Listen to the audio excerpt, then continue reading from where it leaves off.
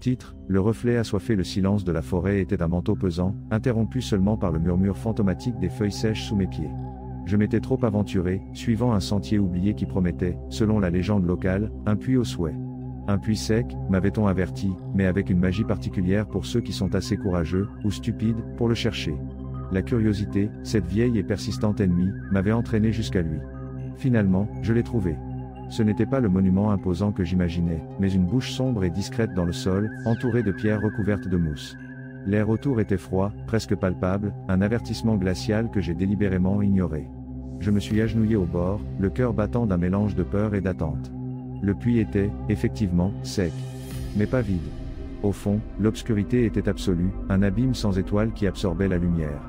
Je me suis penché un peu plus, cherchant du regard quelques vestiges de la magie dont on parlait. Alors, je l'ai vu. Un visage. Reflété dans la profondeur insondable, une pâle lune en miniature. C'était mon visage, mais il y avait quelque chose de terriblement, fondamentalement mal. Les yeux étaient trop brillants, presque fébriles, et le sourire qui se dessinait au coin des lèvres était froid, prédateur.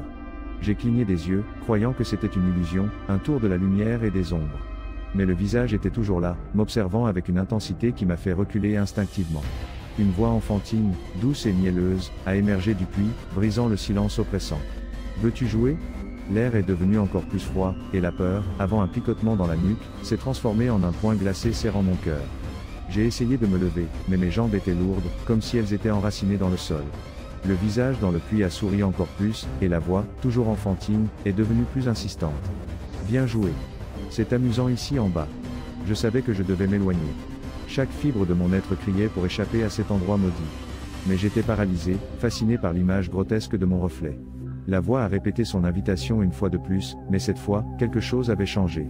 La douceur infantile s'est estompée, remplacée par un grognement guttural qui semblait surgir des profondeurs de la terre. « Viens jouer. » Et alors, la distorsion.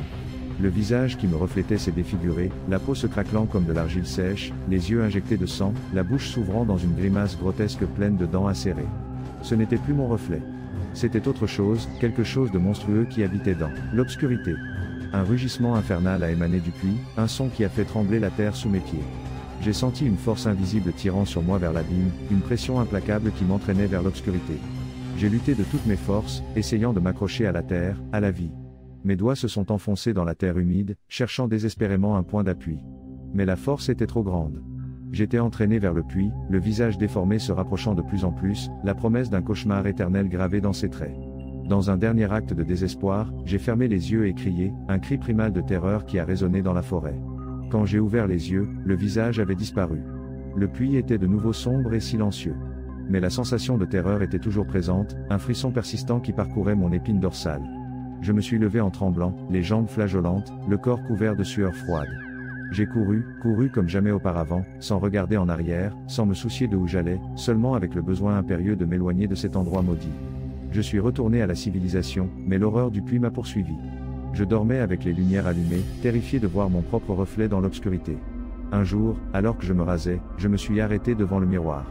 J'ai observé mon visage, cherchant tout signe de la monstruosité que j'avais vue dans le puits. Il avait l'air normal. Trop normal. Alors, je l'ai entendu.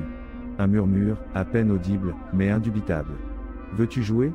Je me suis retourné brusquement, cherchant l'origine de la voix. Mais j'étais seul.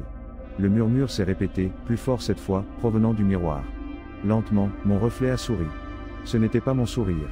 C'était le sourire froid et prédateur que j'avais vu dans le puits. La terreur m'a envahi de nouveau, plus profond, plus viscéral que jamais. J'ai reculé, trébuchant sur le tapis, tombant au sol. Mon reflet dans le miroir s'est déplacé. Pas comme un reflet normal. Il s'est déplacé de lui-même, avec une volonté propre, indépendante de mes actions. Il a tendu une main vers moi, une main pâle et osseuse, avec des ongles longs et acérés. « Tu joues déjà » a murmuré mon reflet, la voix déformée en un rugissement infernal. La main m'a touché. Un froid glacial a parcouru mon corps, me paralysant. La pièce s'est obscurcie, et j'ai senti que je m'enfonçais, entraîné vers les profondeurs insondables de l'obscurité. Et alors, le silence. Mais pas un silence paisible. Un silence oppressant, plein de la promesse d'une horreur éternelle. Quelque part, dans l'obscurité, un enfant demande « Veux-tu jouer ?» et le cauchemar recommence. Le puits attend. Le reflet assoiffé de vengeance aussi. Son cri résonnera à jamais dans l'obscurité.